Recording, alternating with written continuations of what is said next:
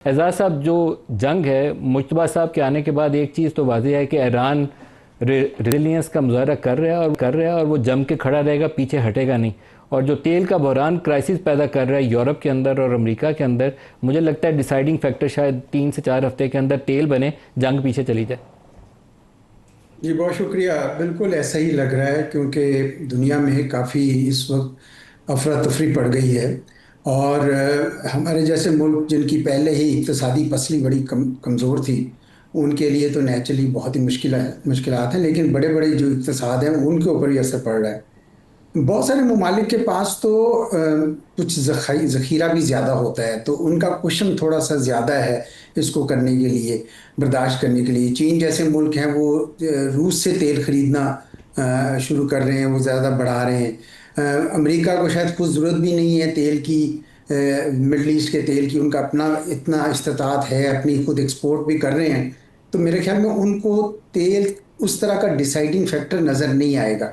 Donald Trump साहब आप फंस गए हैं नदीम साहब, उस एक शिकंजे में आ गए हैं। क्योंकि अगर वो इस वक्त शिकस्त मानते हैं तो उनको पीछे बहुत बड़ी एक सियासी, जिसे कहते हैं ना, कीमत अदा करनी पड़ेगी।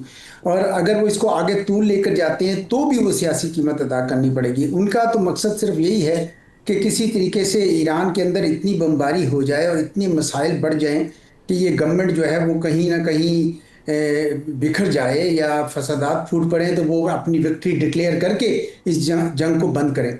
वो मसला ये हो रहा है कि ईरान उस पोजीशन में पहुंच नहीं रहा।